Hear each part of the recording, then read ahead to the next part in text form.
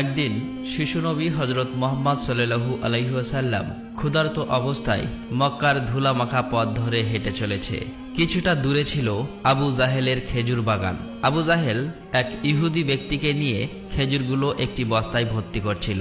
শিশু নবী মুহাম্মদ সাল্লাল্লাহু আলাইহি ওয়াসাল্লাম তখন ক্ষুধার্ত ছিল, তাই ক্ষুধা নিবারণের জন্য দুটি খেজুরের আশায় আবু জাহেলের খেজুর বাগানের দিকে যেতে লাগলো। শিশু নবী মুহাম্মদ সাল্লাল্লাহু আলাইহি ওয়াসাল্লাম ধীরে ধীরে সেই খেজুর বাগানে হাজির হলেন এবং আবু জাহেলকে সালাম দিয়ে বিনয়ের সঙ্গে বললেন, চাচা যান, আমার খুব ক্ষুধা পেয়েছে, আমাকে দুটি খেজুর দিতে পারবেন? তখন আবু জাহেল তাচ্ছিল্য ভরা চোখে তাকিয়ে বলল, হে মুহাম্মদ, তোমাকে খেজুর দিতে পারি, কিন্তু একটি শর্ত আছে। ওই যে ব্যক্তিটি দাঁড়িয়ে আছে তার কাছে বস্তা আছে, ওইগুলো তুমি মাথায় করে নিয়ে আমার বাড়িতে দিয়ে আসো, তাহলে তুমি খেজুর পাবে। তখন শিশু নবী সাথে সাথে ওই ইহুদি ব্যক্তির কাছে চলে গেলেন। ইহুদি লোকটি তাকে অবাক হয়ে দেখে বললেন, হে বালক মুহাম্মদ, তুমি কি জন্য এসেছো? শিশু নবী মুহাম্মদ সাল্লাল্লাহু আলাইহি ওয়াসাল্লাম বললেন, আমি এই বস্তা মাথায় করে নিয়ে যাব। ইহুদি ব্যক্তিটি বললেন, এই ছোট্ট বয়সে তুমি কি এই বস্তায় নিয়ে যেতে পারবে? শিশু নবী বললেন, নিশ্চয়ই পারবো। অতঃপর শিশু মুহাম্মদ সাল্লাল্লাহু আলাইহি ওয়াসাল্লাম ধুলিমাখা শরীরে মাথায় বিশাল বস্তা নিয়ে হেঁটে চললেন। ছোট্ট ছোট্ট পা, ক্লান্ত দেহ, কিন্তু চেহারায় এক অপার্থিব শান্তি। এবং তার পিছু চলেছে আবু জাহেল এবং সেই ইহুদি ব্যক্তি। কিছুক্ষণ পর সেই বস্তা আবু জাহেলের বাড়ির সামনে এসে রাখলেন। তখন ইহুদি ব্যক্তি এই বস্তা নিয়ে বাড়ির ভিতরের কোণে রেখে দিলেন। তারপর শিশু নবী হযরত মুহাম্মদ সাল্লাল্লাহু আলাইহি ওয়াসাল্লাম বললেন, চাচা যান, আমাকে খেজুর দেবেন না? তখন আবু জাহেল মাত্র একটি খেজুর দিলেন। তখন শিশু নবী হযরত মুহাম্মদ সাল্লাল্লাহু আলাইহি ওয়াসাল্লাম বললেন, চাচা যান, আর একটি খেজুর দেবেন না? এই নির্দোষ চাওয়াই যেন আবু জাহেলের আগুনে ঘি ঢেলে দিল। সে রেগে গিয়ে হঠাৎ করে একটি প্রচণ্ড থাপ্পড় মারল শিশু মুহাম্মদ সাল্লাল্লাহু আলাইহি ওয়াসাল্লামের গালে। সঙ্গে সঙ্গে সূর্য যেন হঠাৎ ডুবে গেল, আকাশ কেঁদে উঠল, বাতাস স্তব্ধ হয়ে গেল, পাহাড় পর্বত যেন অশ্রু ঝরালো। যে একটি নিষ্পাপ শিশুর উপর এমন অন্যায়! নিষ্ঠুর আবু জাহেল হাসতে হাসতে ঘরে প্রবেশ করল। ঠিক তখনই ঘটল এক অলৌকিক ঘটনা। খেজুর ভর্তি বস্তার মুখ খুলতেই আবু জাহেল হতবাক হয়ে গেলেন। আবু জাহেল দেখল বস্তার সমস্ত খেজুরগুলো ছোট ছোট পাথর হয়ে গেছে। চোখের সামনে এমন অলৌকিক ঘটনা দেখার পর সেই ইহুদি বিস্ময়ে হতবাক হয়ে গেল। এই দৃশ্য দেখে সেই ইহুদি ব্যক্তি থমকে দাঁড়ালেন। এমন অলৌকিক ঘটনার কথা জানানোর জন্য ইহুদি ব্যক্তিটি দ্রুত তাদের নেতার কাছে ছুটে গেল। কিন্তু নিষ্ঠুর অত্যাচারী আবু জাহেল তখন ঘর থেকে বের হয়ে এলো এবং কটাক্ষ করে বললেন, হে মুহাম্মদ, তুমি তো বড় জাদুঘর, আমার খেজুরগুলো জাদু করে পাথর করে দিয়েছ। শিশু নবী মুহাম্মদ সাল্লাল্লাহু আলাইহি ওয়াসাল্লাম নরম কণ্ঠে মাথা নিচু করে বললেন, চাচা যান, আমি কিছুই জানি না। এই কথা বলতেই নিষ্ঠুর আবু জাহেল আর একটা চড় মারলেন। চড়ের শব্দে যেন আবারও আকাশ কেঁপে উঠল, পাহাড় স্তব্ধ হয়ে গেল, আর শিশুটির চোখে জমে উঠল এক বিন্দু অশ্রু। কিন্তু কি আশ্চর্য, শিশু মুহাম্মদ শুধু এতটুকুই বললেন, চাচা যান, আপনার হাতে ব্যথা লাগেনি তো? আহা, কি মমতা, কি সহমর্মিতা! নিজে চড় খেলেন, অথচ চিন্তা করলেন চড় মারা মানুষের ব্যথার কথা। অতঃপর শিশু নবী সেই ব্যথা আর অপমানের বোঝা নিয়ে বাড়ি ফিরলেন না। চুপচাপ চলে গেলেন পাহাড়ের কিনারায়, শুধু নিঃশব্দে দাঁড়িয়ে রইলেন। এই ঘটনা দেখে গাছগুলো, পাহাড়গুলো বলতে লাগলো, আহ, আফসোস, যাকে না সৃষ্টি করলে এই জমিন, এই আসমান, এই পৃথিবী কিছুই সৃষ্টি হতো না। সেই মহান নবী আজ ক্ষুধার্ত, অপমানিত, অবহেলিত। কিন্তু তবুও পাষাণ্ড আবু জাহেলের হৃদয় এতটুকুও কাঁপল না, এক বিন্দু অনুতাপও তার চোখে এলো না। এদিকে সেই ইহুদি ব্যক্তিটি তাদের নেতার কাছে এসে বলল, আজ এমন এক ঘটনা দেখেছি যা কল্পনাকেও হার মানায়। আব্দুল্লাহর পুত্র শিশু মুহাম্মাদের এমন ক্ষমতা আছে যা দুনিয়ার কারণেই। তাকে একটা চড় মারলে খেজুর সব পাথর হয়ে যায়। আচ্ছা, আপনি কি বলতে পারবেন এটা কি জাদু না অলৌকিক ক্ষমতা? তখন তাদের নেতা বললেন, আমরাও শুনেছি আমাদের ধর্মগ্রন্থ নাকি মুহাম্মাদের নাম আছে, সে হবে শ্রেষ্ঠ নবী এবং শেষ নবী। তবে তিনি কি এই মুহাম্মদ, এটা জানার জন্য আমাদের ধর্মগুরুর সান্নিধ্য প্রয়োজন। যদি এটা সত্য হয় তবে তাকে আমরা বাঁচাতে দেব না, এই পৃথিবী থেকে সরিয়ে দেব। তোমরাও যাও, আমাদের ধর্মগুরুর কানে এটি পৌঁছে দাও। তখন সেই ইহুদি ব্যক্তিটি আবারও আবু জাহেলের বাড়ির দিকে রওনা হলেন। যেতে যেতে সেই খেজুর বাগানের কাছে উপস্থিত হয়ে দেখলেন সমস্ত খেজুর গাছের খেজুর নেই, সব একেবারে পাথর হয়ে গেছে। এটা দেখে সেই ইহুদি ব্যক্তিটি হতভম্ব হয়ে গেলেন। তিনি আর এক মুহূর্ত দাঁড়ালেন না, খুব দ্রুত আবু জাহেলের বাড়ির দিকে রওনা হলেন। আবু জাহেলের বাড়িতে এসে বললেন, ভাই, আপনার খেজুর বাগানের সমস্ত খেজুরগুলো তো পাথরে পরিণত হয়ে গেছে। এখন এটাকে যদি ফিরিয়ে আনতে না পারেন তাহলে অনেক টাকা ক্ষতি হয়ে যাবে। এটাকে ফেরানোর একমাত্র পথ হলো শিশু মুহাম্মাদের কাছে ক্ষমা চাওয়া। কিন্তু আবু জাহেল ক্ষমা চাওয়ার পাত্র ছিল না। সে ছিল নিষ্ঠুর এবং অতি চালাক। তাই সে চালাকি করেই বলল, ঠিক আছে, চলো আমরা মুহাম্মাদের বাড়িতে গিয়ে দেখি।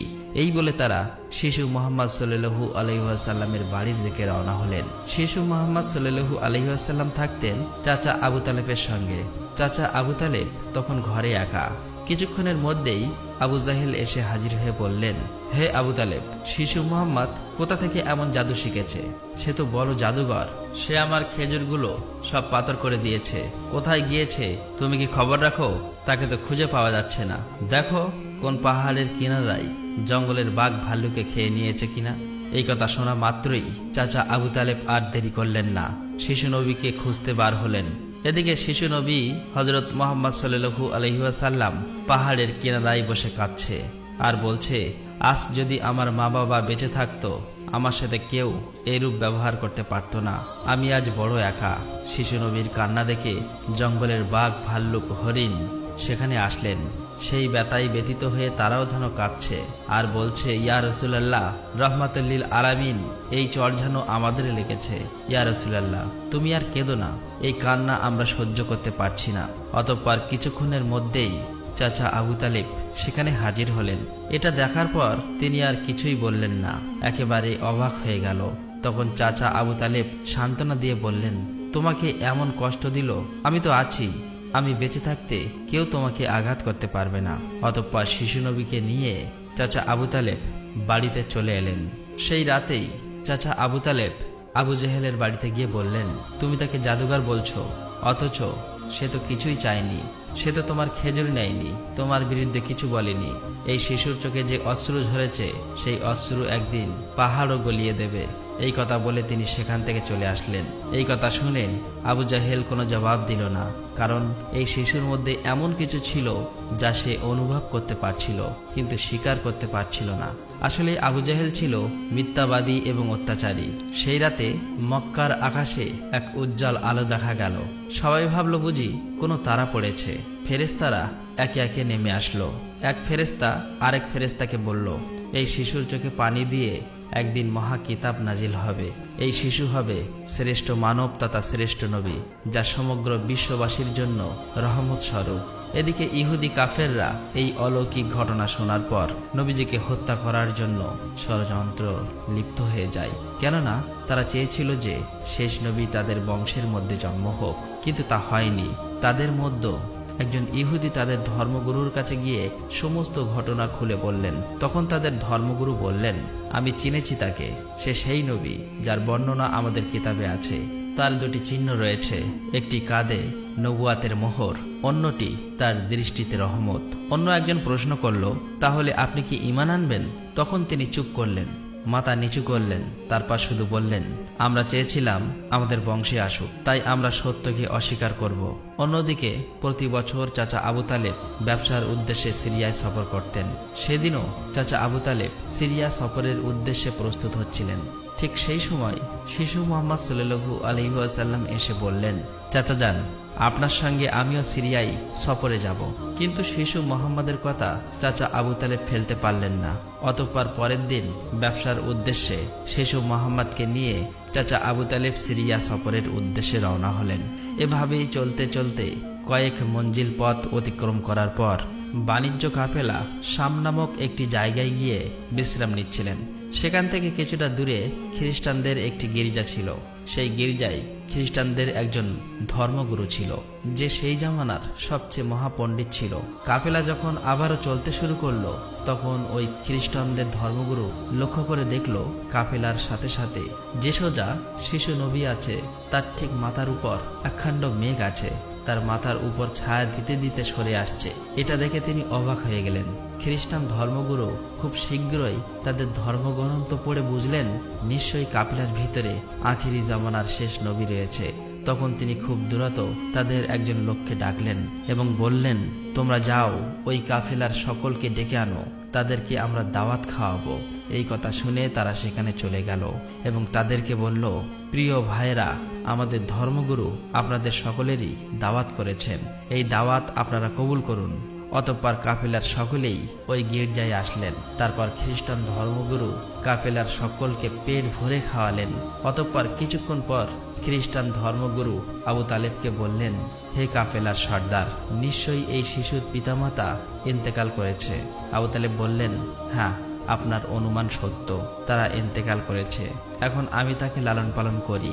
তখন খ্রিস্টান ধর্মগুরু বলল, এই কাফেলার সর্দার, শুনে রাখো, আপনার ভাতিজা নিশ্চয়ই আল্লাহর শেষ নবী হবেন। তার পৃষ্ঠদেশে মোহরের নবুয়াত খচিত আছে। তার প্রতি তুমি খুবই সতর্ক দৃষ্টি রাখবে এবং তাকে কোথাও একা যেতে দেবেন না। কেননা ইহুদি নাসারাগণ এটা জানতে পারলে, চিনে ফেললে, তারা শিশু মোহাম্মদকে প্রাণনাশের চেষ্টা করবে, এতে কোনো সন্দেহ নেই। তখন চাচা আবু তালেব বললেন, আপনি এই খবর জানেন কিভাবে?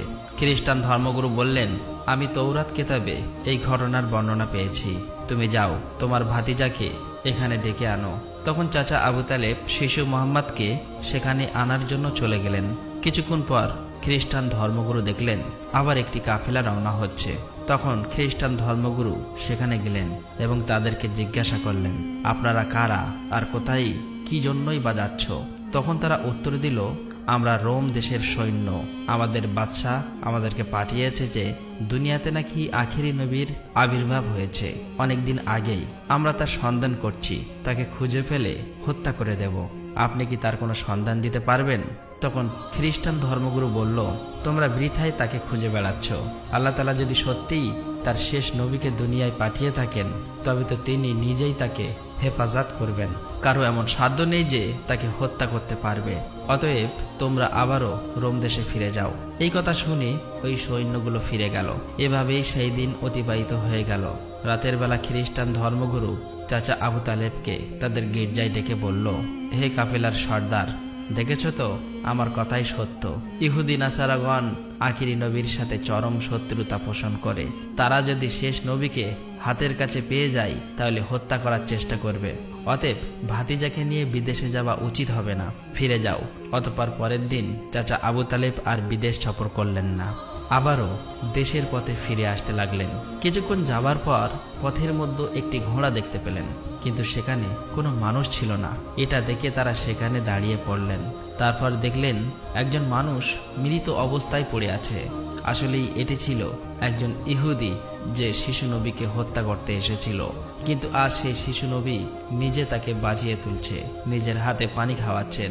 এভাবেই তাকে বাঁচিয়ে নিজেদের সাথে নিয়ে আবারও পথ চলতে শুরু করলেন। এভাবেই চলতে চলতে তাদের কাফেলা একটি সাগরের কিনারায় এসে উপস্থিত হলেন। সেখানে ছিল একটি জেলে সম্প্রদায়ের বসবাস। তাদের কাফেলা সেখানেই বিশ্রাম নিচ্ছিলেন। কিন্তু ওখানকার জেলে সম্প্রদায় ছিল মূর্তি পূজারী। তারা ছিল কুসংস্কারে আবদ্ধ। চাচা আবু তালেব হঠাৎ করে একটি জায়গায় গিয়ে দেখল একদল জেলে সম্প্রদায় মূর্তি পূজা করছে। তখন তাদের মধ্যে একজনকে জিজ্ঞাসা করল, প্রিয় ভাইরা, আপনারা এমন করে মূর্তি পূজা করছেন কেন? তখন সেই ব্যক্তি বলল, আমাদের জালে বহুদিন থেকে মাছ ধরা পড়ে না, তাই সমুদ্রের দেবতাকে খুশি করার জন্য এই পূজার আয়োজন করেছি। এদিকে শিশু মোহাম্মদ সাল্লাল্লাহু আলাইহি ওয়াসাল্লাম লক্ষ্য করে দেখলেন একটি বড় মূর্তির সাথে একজন মা ও তার বাচ্চাকে শিকল দিয়ে বেঁধে রাখা হয়েছে, তাদেরকে বলি দেবে বলে। কেননা এই জেলে সম্প্রদায়ের বিশ্বাস ছিল এভাবে বলি দিলে তাদের দেবতা খুশি হবে, তাদের জালে আবারও মাছ ধরা পড়বে। তখন শিশু মোহাম্মদ সাল্লাল্লাহু আলাইহি ওয়াসাল্লাম সেখানে গেলেন এবং তাদেরকে শিকল খুলে মুক্তি করে দিলেন। সেই মুহূর্তে একজন জেলে সেখানে গেলেন এবং বললেন, আমরা যাদেরকে বলি দেব বলে বেঁধে রেখেছিলাম তাদেরকে একজন বাচ্চা খুলে দিয়েছে। এটা শুনে তারা সবাই অতি দ্রুত নবীজিকে ধরতে সেখানে যেতে লাগলো। তখন চাচা আবু তালেব তাদেরকে থামাতে গেল, আর সেই সাথে সাথেই তারা সবাই দেখতে পায় সমুদ্রের কাছে সেই বড় মূর্তিটি আপনা আপনি ভেঙে পড়েছে। সমুদ্রের ঢেউ উঠেছে আর সেই ঢেউয়ের সাথে সাথে অনেকগুলো মাছ উপরে উঠে এসেছে। এটা দেখে সমস্ত জেলে সম্প্রদায়ের মানুষ অনেকগুলো মাছ ধরলো এবং তারা নিজেরা অনেক খুশি হয়ে গেল। এটা দেখে আবু তালেব অবাক হয়ে যায়। আসলেই নবীজি তখন সমুদ্রের ধারে দাঁড়িয়ে আল্লাহর কাছে দোয়া করছিলেন। নবীজির দোয়ার বরকতে আল্লাহ তাআলা তাদেরকে মাছ দিয়েছিলেন। অতঃপর তাদের কাফেলা মক্কার দিকে রওনা হলো। মক্কায় আসার পর শিশু নবী হযরত মুহাম্মদ সাল্লাল্লাহু আলাইহি ওয়াসাল্লাম চাচা আবু তালেবের ছাগল নিয়ে চড়াতে যেতেন। একদিন ছাগল চড়িয়ে ফেরার পথে শিশু নবী দেখতে পান এক জায়গায় দাসদাসীদের কেনাবেচা চলছে। পুরুষদের গরম রড দিয়ে অত্যাচার করছে এবং মহিলাদের উচ্চ দামে কেনাবেচা চলছে। এটা দেখে শিশু নবী অনেক কষ্ট পায়। এদিকে নবীজির এক চাচা আবু লাহাব দাসীকে কেনাবেচা করত। তিনি একজন দাসকে বেশি দামে বিক্রি করে দিচ্ছিলেন। ঠিক সেই সময় তার স্বামী গিয়ে বললেন, হুজুর, আপনি এমন কাজ করবেন না, আমাদেরকে ক্ষমা করে দিন। এভাবেই কাকুতি মিনতি করতে লাগলো, কিন্তু আবু লাহাব তার কোনো কথাই শুনতে চায় না। ঠিক সেই সময় আমাদের দয়ার নবী সেখানে হাজির হয় এবং চাচা আবু লাহাবকে বলে, আপনি এই মহিলাকে বিক্রি করবেন না।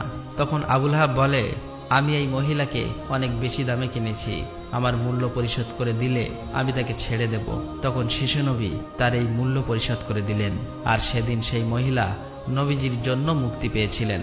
অতঃপর সেই সময় মক্কায় বহুদিন ধরে বৃষ্টি হচ্ছিল না। মক্কায় বড় বড় নেতারা একত্রিত হয়ে বলতে লাগলো, মক্কায় বহুদিন ধরে বৃষ্টি হচ্ছে না, আমাদের বাচ্চারা মারা যাচ্ছে, পশু পাখি মারা যাচ্ছে। তাই আমরা সবাই মিলে কসম করছি যে আমরা সবাই কাবার কাছে আসব এবং সেখানে গিয়ে বৃষ্টি চাইব। যতক্ষণ না বৃষ্টি আসে ততক্ষণ আমরা সেখান থেকে আসব না। এই কথা বলার পর সবাই একে একে কাবার দিকে যেতে লাগলো। সেখানে চাচা আবু তালেবও যাবে। ঠিক এমন সময় শিশু মুহাম্মদ সাল্লাল্লাহু আলাইহি ওয়াসাল্লাম চাচা আবু তালেবকে জিজ্ঞাসা করলেন, চাচা যান, আপনি কোথায় যাচ্ছেন? চাচা আবু তালেব বললেন, হে মুহাম্মদ, আমাদের মক্কা শুকিয়ে গিয়েছে, বহুদিন বৃষ্টি হয় না, একে একে সবাই মারা পড়ছে, তাই বৃষ্টির জন্য কাবা ঘরের কাছে যাচ্ছি। তখন শিশু নবী বললেন, চাচা যান, আপনি আমাকে সাথে নিয়ে চলেন। তখন চাচা আবু তালেব বললেন, হে মুহাম্মদ, তুমি এখন ছোট্ট, সেখানে মক্কার বড় বড় নেতারা থাকবে, আমি যদি তোমাকে নিয়ে যাই তাহলে সকলেই আমাকে অপমান করবে। তখন শিশু নবী বললেন, চাচা যান, আপনি আমাকে সাথে নিয়ে চলেন, তারা যদি আমাকে সেখানে থাকতে না দেয় তাহলে আমি চলে আসব। শিশু নবীর মুখে এমন কথা শোনার পর চাচা আবু তালেব তার কথা ফেলতে পারলেন না। আসলে তিনি তাকে খুবই ভালোবাসতেন, তাই তিনি তাকে নিয়ে কাবার দিকে রওনা হলেন। কিছুক্ষণ পর তারা কাবার কাছে গিয়ে হাজির হলেন। দেখলেন কাবাঘরের কাছে মক্কার বড় বড় নেতারা হাজির হয়েছে। আশেপাশের পুরুষ মহিলা সবাই হাজির হয়েছে, কেননা তারা শপথ নিয়েছে বৃষ্টি না আসা পর্যন্ত কাবাঘর আঁকড়ে ধরে রাখবে। মক্কার বড় বড় নেতারা বলতে লাগলো, হে আবু তালেব, তুমি কি জানো না আমরা এখানে শপথ করে এসেছি, তুমি এই শিশুটিকে কেন নিয়ে এসেছো? এখানে তো তার কোনো প্রয়োজন নেই। তখন আবু তালেব বললেন, হে মুহাম্মদ, তুমি পিছনের দিকে চলে যাও। এই কথা শুনে শিশু মুহাম্মদ পিছনের দিকে চলে গেলেন। অতঃপর মক্কার বড় বড় নেতারা একসাথে বলতে লাগলো, হে কাবা ঘরের স্রষ্টা, আমাদের পানির ব্যবস্থা করে দিন, আমরা আর পারছি না। এভাবেই বলতে বলতে সারা রাত কেটে গেল, কিন্তু একটুও বৃষ্টি হলো না। সকাল গড়িয়ে দুপুর হয়ে গেল, বৃষ্টি হলো না। এদিকে কাবা ঘরও গরম হতে শুরু করলো। এর মাঝে তিনজন গরম সহ্য করতে না পেরে গরমে অজ্ঞান হয়ে গেল। কিছু লোক তাদেরকে নিয়ে এক জায়গায় চিকিৎসার ব্যবস্থা করলেন। এদিকে একজন চাচা আবু তালেবের পিছনে আঁকড়ে ধরলেন। চাচা আবু তালেব যখন পিছনে ফিরে তাকালেন, দেখলেন শিশু মুহাম্মদ সেখানে দাঁড়িয়ে আছে। অত্যন্ত রেগে গেলেন এবং বললেন, হে মুহাম্মদ, তুমি এখানে কেন এসেছো? তখন শিশু মুহাম্মদ বললেন, চাচা যান, আমাকে আসতে দিন, আমি আসলেই মহান আল্লাহ তাআলা পানি বর্ষণ করবেন। তখন চাচা আবু তালেব বললেন, এখানে এতগুলো মক্কার বড় বড় নেতা আছে, তারা সবাই পানি চাইছে, কিছু হচ্ছে না, আর তুমি এখন এই শিশু বয়সে কি করবে? তুমি চাইলে পানি হবে? এটা সম্ভব? অতএব তুমি পিছনের দিকে চলে যাও। এই কথা শুনে শিশু নবী আবার পিছনের দিকে চলে আসলেন। এদিকে পুনরায় তারা একসাথে বলতে লাগলো, হে কাবা ঘরের স্রষ্টা, আপনি আমাদের পানির ব্যবস্থা করে দিন। কিন্তু কোনো মতেই বৃষ্টি হলো না। তখন সবাই ক্লান্ত হয়ে এক জায়গায় বিশ্রাম নিচ্ছিলেন। চাচা আবু তালেব পিছনে লক্ষ্য করে দেখলেন আবারও শিশু নবী সেখানে হাজির। তিনি অত্যন্ত রেগে গিয়ে বললেন, হে মুহাম্মদ, তুমি আবার কেন এসেছো? শিশু মুহাম্মদ বললেন, চাচা যান, আমি তো আপনার ঘাম মুছতে এসেছি। এই কথা শুনে চাচা আবু তালেব নবীজির উপর প্রচন্ড মায়া লাগলো এবং তাকে জড়িয়ে ধরলেন। তখন শিশু মোহাম্মদ আবার বললেন, চাচা যান, আমাকে একটিবার কাবা ঘরের কাছে যেতে দিন। আমি গেলে আল্লাহ তাআলা পানি বর্ষণ করবেন। সেখানে থাকা মক্কার নেতাদের মধ্যে একজন এই কথাটি শুনতে পেল। শিশু মোহাম্মদ চিৎকার করে বলতে লাগলো, হে মক্কার মানুষেরা, চেয়ে দেখো, পানি চলে এসেছে। সেখানে থাকা সমস্ত লোকেরা অবাক হয়ে বলতে লাগলো, কোথায় পানি এসেছে? এখানে তো আমরা সবাই গর্বে মারা যাচ্ছি, আর তুমি বলছো পানি চলে এসেছে? তাদের মধ্য থেকে একজন বলল, হে মোহাম্মদ, তুমি এগিয়ে যাও। কিন্তু অন্য নেতারা বলল, আমাদের মতো বড় বড় নেতা থাকতে যদি এই শিশু মোহাম্মদ সামনে চলে যায় তাহলে আমাদের মান সম্মান সব চলে যাবে। অতঃপর অনেক আলোচনার পর শিশু মোহাম্মদকে কাবা ঘরের সামনে যাবার অনুমতি দেওয়া হলো। শিশু মোহাম্মদ সাল্লাল্লাহু আলাইহি ওয়াসাল্লাম যখন কাবা ঘরের কাছে গিয়ে আকাশের দিকে মুখ তুললেন এবং আল্লাহর কাছে দোয়া চাইলেন, সঙ্গে সঙ্গে মক্কার বুকে মুষলধারে বৃষ্টিপাত শুরু হলো। দেখতে দেখতে মক্কার চারিদিকে বৃষ্টিতে পরিপূর্ণ হয়ে যায়। এটা দেখে মক্কার মানুষেরা খুবই খুশি হয়ে যায় এবং বৃষ্টিতে ভিজতে ভিজতে যে যার মতো তাদের বাড়ি চলে যায়। প্রিয় দর্শক, একবার ভেবে দেখুন, এই কাহিনীটি শুধু ইতিহাস নয়, এটা ভালোবাসা, কষ্টের আর তাকওয়ার এক জীবন্ত নির্দেশ। আমাদের দয়ার নবী, রহমতের নবী কতই না কষ্ট পেয়েছেন। তিনি এত কষ্ট সয়েও কাউকে অভিশাপ দেননি, শুধু দোয়া করছিলেন, হে আমার রব, আমার উম্মতকে মাফ করে দাও। তারা জানে না আমি কে। এই সেই নবী যার ভালোবাসা ছাড়া জান্নাতের দরজা খুলবে না কারো জন্য। আর আজ আমরা এই যুগের মুসলিম কতটুকু কাঁদি তার জন্য, কতটুকু ভালোবাসি তাকে, কতটুকু তার সুন্নাহ আঁকড়ে ধরেছি। একবার ভেবে দেখুন, যে নবীর কষ্টে পাহাড় কাঁদে, গাছ কাঁদে, পশু পাখি কাঁদে, আর আমরা, আমাদের চোখে জল আসে না, আমাদের হৃদয় কেন নড়ে না? প্রিয় দর্শক, আসুন আমরা সকলেই দোয়া করি, মহান আল্লাহ তাআলা যেন আমাদের সকলকে সেই দয়ার নবীর ওসিলায় মাফ করে দেন। আল্লাহ তাআলা আমাদের সকলের দোয়া কবুল করুক, আমিন। আসসালামু আলাইকুম।